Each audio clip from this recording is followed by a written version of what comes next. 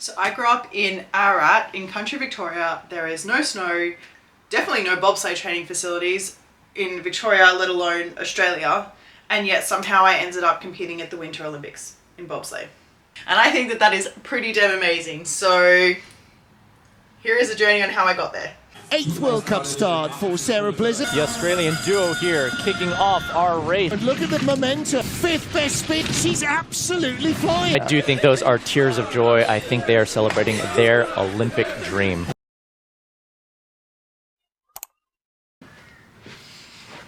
Hello guys, and welcome back to my YouTube, or welcome if it is your first time here.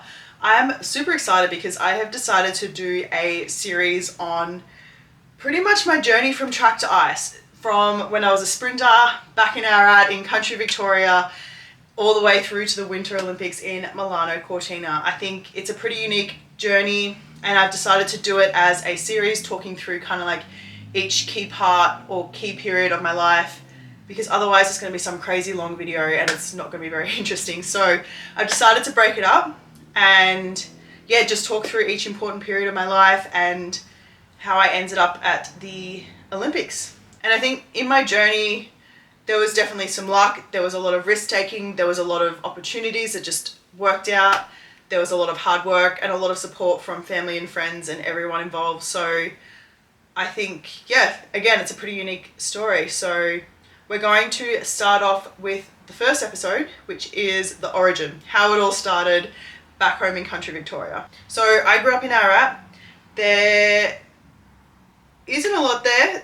Obviously, I definitely had a lot of opportunities to try sports. I did swimming, gymnastics, cricket, tennis, basketball, taekwondo. Maybe I'm missing something.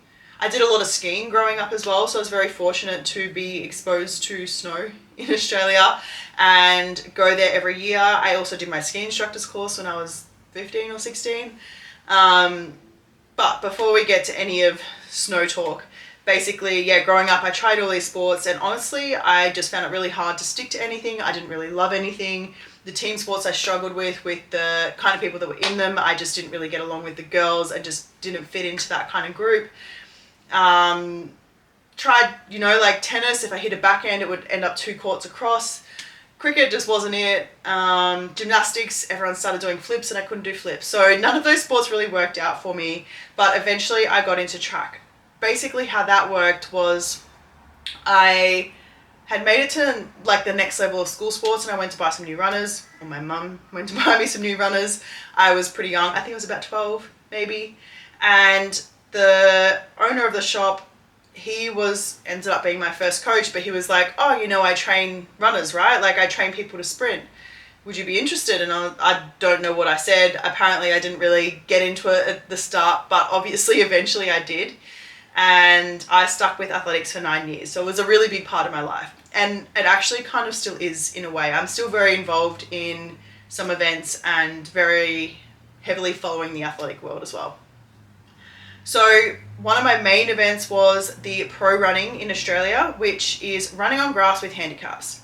So these runs, basically the fastest runner will be starting off zero, off scratch, and then everyone then has a handicap that they start on from there, with the goal of everyone crossing the line at the same point. So it's definitely a different style of running, but it's a lot of fun, and that's what I did for a lot of my athletic career.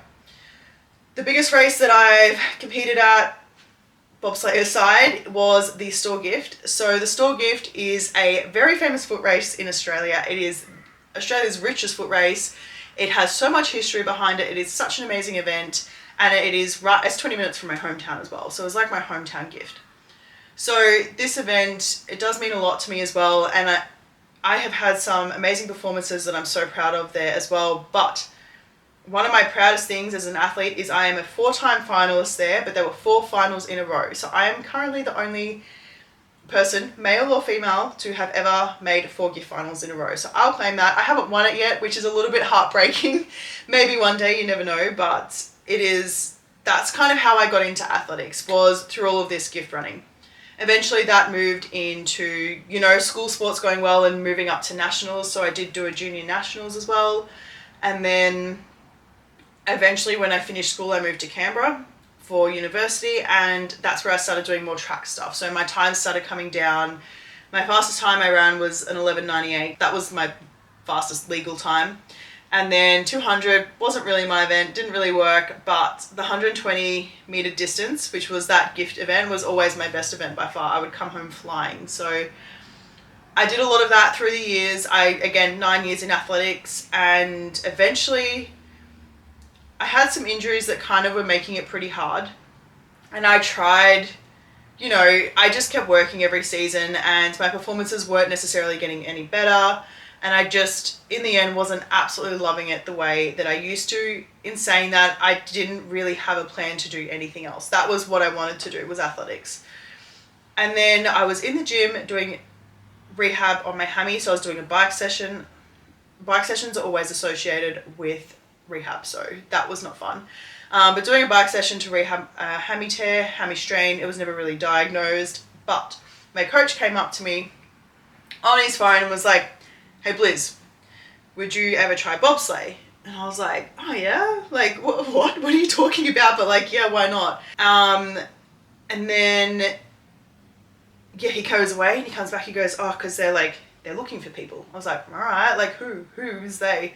He goes away and comes back, he goes, "So it's Bree Walker. Apparently she's got all the equipment, she's all set up, like they're thinking of going on World Cup this season, they're looking for brakemen, like, and she's quite good and she has potential to be quite good, like it seems like it could be a good opportunity." So eventually that night I actually spoke to Bree on the phone, and then woke up the next day and was like, "Right, I'm training for bobsleigh." It's pretty funny. My mum was actually visiting at the time, and she was in seeing the physio, and she came out and Maddie was like, "Oh, look at what your daughter's gonna do." And she was like, "Okay." And then, yeah, we got in the car and we called Dad, and this is so funny because every time I tell this story, I throw my dad under the bus a little bit, but it's not really throwing him under the bus because I think it just shows how supportive my family is, and probably just, it makes sense with his reaction and why I'm doing a sport like bobsleigh. But I probably won't repeat it on my YouTube. But basically I was like, "Hey Dad, I think I might be doing bobsleigh," or I got asked to do bobsleigh, and he goes, "I hope you said, F yeah," basically. So yeah, it was for me, a really cool opportunity. I, changed my training to be a bit more bobsleigh specific, shorter reps. I had to do an 80 kilo power clean for the first time. I think I did it a week out from the testing. Maybe if I can, I'll put a video in here, but it was my first ever 80 kilo power clean. I had to do some squats and run and everything for the testing, which was like maybe a month later. And then from that phone call to 2 months later, I went overseas for my first ever bobsleigh season. And I was over there for like 5 months. So I really was like, I'm giving this a crack. I'm really giving this like a real red hot crack, and I'm over here. I'm committed. So yeah, basically when I was over there, I did a little bit of push training before we started. So that's where I kind of had like my first proper pushes. It was at an ice house in Oberhof, and it was my first time really understanding how to push a sled. And then we went to Germany, to Winterberg, Germany, like a few days after, and it was my first time seeing a bobsled. And then the next day I was getting in and going down the track. I found out how to sit in the sled and how to load into it literally that day, and I went down the track. Honestly, first run, I thought I was going to throw up twice in the run from the pressure. I got out at the bottom and didn't know what to say, didn't know how to react. The coach came up to me and was like, "How was it?" And I was like, "Yeah, fine." Anyway, the best thing I did was literally go again, and I did a second run, was like, okay, that's not too bad. So the first week it was a bit of a whirlwind. I was trying to get used to the sport. My neck, like I would be sitting there at dinner and my neck would just want to like drop like this. So it definitely took a little bit of getting used to, but the first few weeks were so much fun. It was just learning the sport, meeting everyone. It's such a friendly sport and everyone was so welcoming.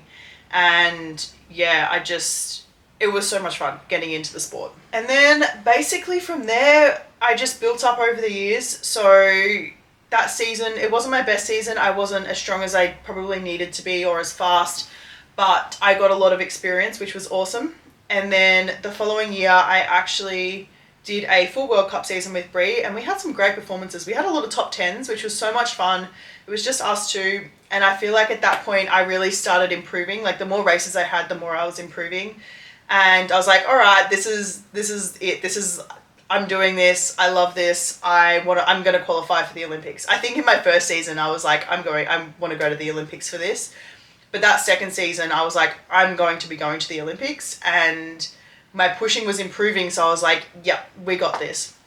So then after my second season, I made the decision to move to Queensland for the first time, and I was training up here. Everything was going really well. I then went overseas mid-year to Germany to go and train under a coach there, and I just excelled. Like, my push went up so much. I was pushing PBs on the push track. Everything was going so well in training. I was fast, I was powerful, and it was all coming together. And yeah, that's pretty much where I'm going to leave this video, because the next one I want to talk about the Olympics, and I kind of feel like that Olympic season is very much a part of that. So I'm going to leave this video here, and I think like my main takeaway from this video, I think, is like, I was just open to opportunities. First of all, I moved to Canberra, didn't know anyone there, and I was like, yep, I'm just going to move to Canberra because they have a cool looking university. There's a coach there I'd like to train with, and let's just give it a go. I didn't really feel like moving to Melbourne because I am not a city girl. So I just went with some random opportunity, and then obviously when bobsleigh came up as an opportunity, I was like, yep, let's give it a go. So yeah, and then, you know, moving to Brisbane and then spending more time overseas than I'd ever spent. Like, some of these risks and opportunities, the risks and opportunities, it's like a fine line, I feel like, but I'm very grateful for all of them and every decision that I've made that has led to where I got to. So yeah, I'm going to leave this video here for now, and I'll see you guys in the next one.